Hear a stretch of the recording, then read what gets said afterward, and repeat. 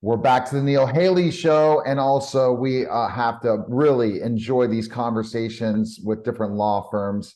And thank you, LegalSoft, for this opportunity. And today we have Tyler Wilk from Wilk Law. How are you, Tyler? Appreciate you coming by, man. And we're gonna learn about your story and stuff. And first question I have for you is, why did you decide to practice law? And was this something you wanted to do your whole life? Yeah, great question, and thanks, and looking forward to being here. So definitely not something I wanted to do my whole life. I was kind of a late bloomer or a late mature, I guess you could say.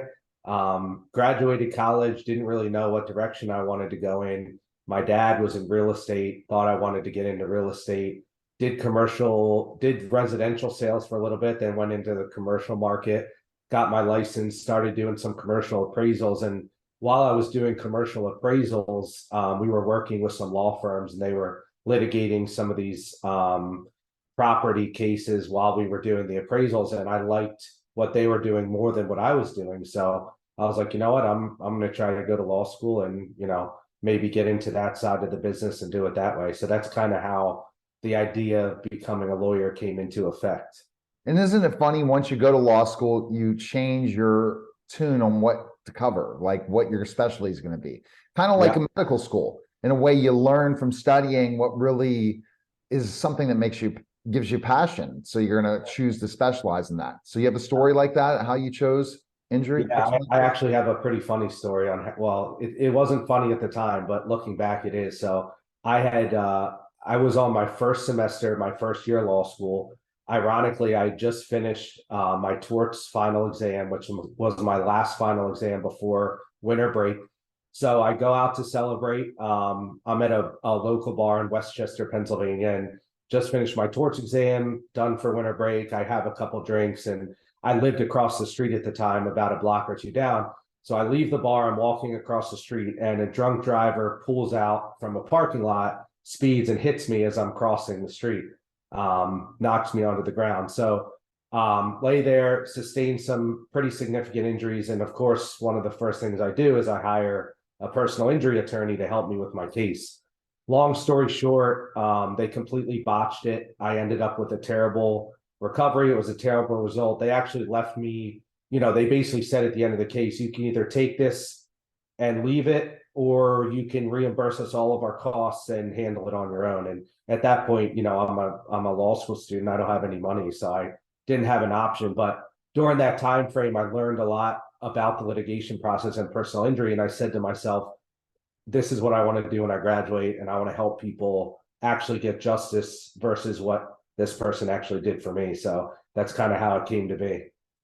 And you said, wow. And is it kind of like you said that you wouldn't have gotten justice if you didn't hire a personal injury lawyer? They didn't care, right? They're like, I hurt you, but here's my insurance information or whatever, and nothing serious. And if you didn't go to a personal injury lawyer, you wouldn't have gotten the coverage you needed, right? The damage and the pain and suffering that you went through. Yeah, correct. And even the personal injury lawyer I had didn't do a great job. So it motivated me to, do the same thing he did, except actually, get justice for our clients and do what's supposed to be done. So Okay. So let's kind of go to this next part of that. The journey process is you were ready to start your practice. Did you have an idea in business? I guess because you were involved in real estate with your family, that you knew how to run a business, and it was kind of, you were ready for that to try to scale your law firm? no, not at all. Quite the opposite. So I worked for a couple firms, worked on the defense side of things for a little while, personal injury defense, insurance defense. And then I switched over to the plaintiff side, worked for a firm for about a year or two. I did everything. I brought in business. I worked cases from inception through trial.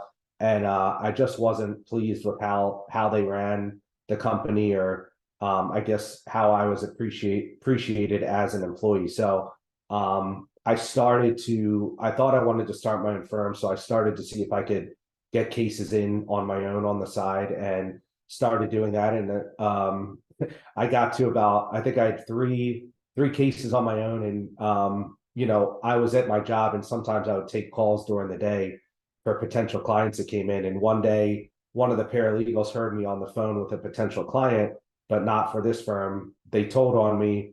The office manager called me down in the conference room and basically said, you know, you can either do your own thing or you can stay with us, but you can't do both. So that's when I decided I was going to leave and focus on doing my own thing, and the rest was history. That's it. Then you decide. So you learn from them. You said, I don't like how it's running, and I start my own business. Once you started that law firm, what were the biggest major challenges of growing your practice? I would say the biggest challenge was finding out how to bring in business. And, you know, that was like my biggest fear when I started was, you know, how can I find a consistent way to bring in business and make sure that well doesn't dry up? Because if it does, I'm not going to be able to, you know, pay my bills or overhead, and obviously not going to make any money. So my main focus when I started my firm was figuring out how I can bring in business without having to spend an arm and a leg. And that's the challenge, right? And going and doing that. What do you think were the way that you helped kind of scale that law firm to build it up? What was bringing in business was the challenge? What do you think is your secret sauce to be able to do that? I think that you know, I think hustle and determination took me a long way. I started networking. I met doctors. I took them out to lunch. I would, you know, back in the day, I remember I would go to doctors' offices and I would sit there from 9 to 5, and clients that came in from auto accidents that didn't have representation, I'd give them a free consultation. And I went door to door all around the city of Philadelphia, and, you know, the rain, snow, shine, you know, whatever it was, I did everything I could to network with people, get business, and those people referred family and friends, and it just, you know, started an avalanche from there. Because what are you seeing? Were you even surprised how many cases are out there that could be possibly for personal injury? Was that a surprise? No.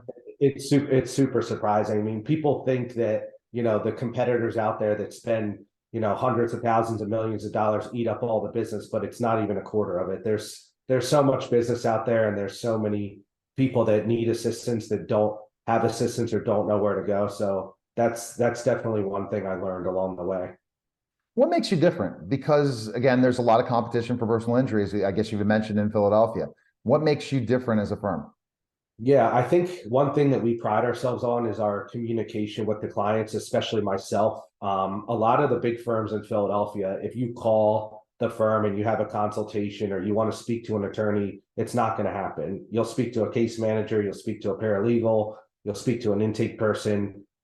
Even when the case is signed on, a lot of the times we get calls from clients. They don't know who their attorney is. They've spoken to them once. So a lot of my clients, I give them my personal cell phone. I'm in touch throughout the duration of the case. We try to make them feel as comfortable as possible, and we communicate to them throughout the entire process. So I don't think a lot of firms do that. And we pride ourselves on, you know, keeping in contact with the clients. And, you know, whether you have $100 case or $1,000,000 case, we're going to give you the same, you know, time and attention that you deserve. So, and I'm sure you hear the stories of the big firms. They are 24/7, pick up the phone, meaning, you know what I mean? And then say, oh, we really can't handle this. This is not, we don't think we can win this.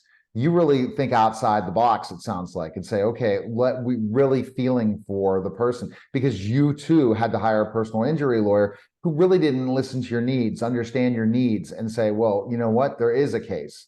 Just because it might be a little bit harder to win, I'm going to go after it. I'm going to take this case on. Where a lot of people are like, hey, if there's a chance we could lose, we're not going to put out that would be a pro bono if you don't win, right? absolutely. No, you're 100% correct. And I've built a lot of my practice on that, and taking cases that those firms don't, you know, give a second glance to, or they turn down, or they don't want to invest the time or money, and we'll take it and we'll invest it and we'll try to do our best. And most of the times we'll get a good outcome for the client. So, you know, it's an unfortunate part of the industry. If you don't have broken bones or $1,000,000 case, sometimes you don't get the attention or, you know, the justice you deserve. But we try to build our business model differently, and, you know, give everybody a chance regardless of the quote unquote value of their case. It brings opportunity, right? Because then that opens the doors for you, and you might help somebody gain a little bit of money that they wouldn't have gotten the other firms, but that leads to more and more referrals. So the customer satisfaction, Tyler, seems like a really big part of what you do. It's super underrated, and you nailed it on the head. I mean, I've had so many situations where I'll help a client and I'll get them a couple dollars, and we don't make money on it, and it's not much, but they're super appreciative. And then what happens? You know, when a family member of theirs or a friend of theirs gets in a bad accident, we're the first ones they call and refer us the case. So it always comes around full circle. Now let's talk about who needs a personal injury lawyer. We hear all the commercials, right, for the big places. You know who we have in Pittsburgh.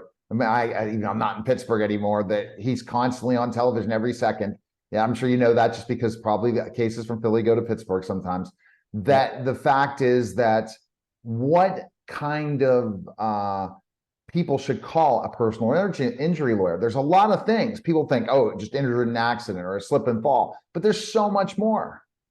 Yeah. Yeah. I mean, really anything that has to do with any type of injury. I mean, if you were injured while you were working and, you know, it was a car accident or a slip and fall, not at your job, or you're delivering for DoorDash, or you were bitten by a dog, or, you know, medical malpractice, or, you know, there's just, it's an endless amount of cases that could be out there. But I would say really, you know, somebody that needs an attorney is if there's an incident that happens, you're injured in that incident, and you're dealing with an insurance carrier, you know, that's a telltale sign that you're going to need at least advice from somebody who's in that industry and has professional experience. Because from my experience, I'm sure you feel the same way, you know, dealing with insurance companies by yourself without a professional involved is never the right way to go. They have one job, it's to minimize the value of your claim or pay out as little as possible and maximize their profit. And that's what they'll do. Even if they try to tell you that they have your best interests in mind, they don't. And that just kind of spreads you in so many different ways. So you learn so much about specific cases and look at specific things and are willing to do that. And some of these big injury firms, no, if it feels like it's going to be something that is not guaranteed to be achievable and it's going to take time, they don't take it on. And what you do is you pride yourself in that. That's such an important thing, because a lot of times we never know what we can do to help somebody, and it makes it feel so good to do that. You talked about, you know, malpractice. That's the one to really look at now, because medical field is becoming underserved. It's a big problem. When should you contact a personal injury lawyer regarding that? Because let me give you an example. I have a friend that I'm gonna definitely have that conversation when I get off the air with you, that didn't think about that. Because when we try to see that sometimes a doctor is at fault or somebody that's treated us, what is considered a reason to call you? Because a lot of people say, if it's nothing really serious, don't even call a personal injury lawyer. Yeah, good question. And people don't realize that if you look up what the leading cause of death is in America, medical malpractice is number one. So people don't realize, you know, when you see a doctor, and, you know, everyone, including myself, when you see a doctor, you trust them, right? And you trust their judgment and what they're telling you, and you put your faith in them to do the right thing. But doesn't always happen, and it's not on purpose. You know, everyone makes mistakes, but sometimes these mistakes can cost you your life or a loved one's life. So, you know, if my advice is, do not delay. You know, medical malpractice cases are very lengthy. They take a long time. And in Pennsylvania, I'm not sure about other states, but you have to have another doctor certify that what happened was medical malpractice before you can even file the complaint. So all these things take time. You need expert reports, you need medical records, you need, you know, tons of diagnosis. So don't delay. If you think there's an issue, even if someone tells you it may not be big, always reach out. Every single personal injury attorney will give you a free consultation no matter what. So at least at the bare minimum, you can get a couple opinions and make your own assessment, you know, from that point forward. All right. So we talked about all those different areas of personal injury, and that's definitely, we wanted also to thank again LegalSoft. How has LegalSoft helped grow your practice? LegalSoft is great. So I just discovered LegalSoft a couple years ago, and I have, I think, 3 to 5 people from LegalSoft that are on my team right now, and they're just great. They're super hardworking. They vet them great. They offer a lot of services just aside from that as well. We utilize them for a lot of things, but they're a great company. They're a full service company, and you know, anyone, anyone looking for anything, you know, VAs, marketing, anything like that, they pretty much cover everything, and they have connections with everyone in the industry. So they're a good resource to go to, even if you don't end up working with them, just to be pointed in the right direction. And it's time, because especially you don't want to be constantly you want to respond quickly. And if you don't have a team in place, you can be as the bigger law firms that might have someone 24/7, but they're well trained. And that's the process, because you want to be at a football game. You want to be at different events. If you didn't have a team and scale a team, you would constantly be busy 24/7, because personal injury is like, again, restoration or anything that you never know when that accident's going to happen. You never know when that specific thing, you have to act quickly. And that's must be great to have that team. Oh yeah, it's great, and you nailed it again. I mean, people that are calling in for help or looking for assistance on an injury claim, they have no patience, and I don't blame them. You know, they want to talk to someone, they want answers, they want to get the process moving forward. So, you know, our rule of thumb: if you don't contact the client back within 24 hours, I think they're on to the next one. You know, so it's super important having an efficient team in place, and having them trained and monitored properly so that they can be diligent in handling whatever comes their way. Well, Tyler, this is great information. Where can the best place people can find info on you and stuff, Tyler? Where can they go? My website's probably the best place, wilklawfirm.com. Awesome. And contact Tyler today. And it's great to know that you're here for people that have been injured in an accident, because what happens if you don't have a resource available to help and protect you and fight for you, because the insurance companies are not going to fight for you. People that you got injured from are not going to help you. You need to have someone on your side, and Tyler is the guy, and Wilk Law is. Appreciate it, sir. Thank you. Likewise. Thanks so much for having me on. Welcome. You're listening and watching The Neil Haley Show, and we'll be back in just a moment.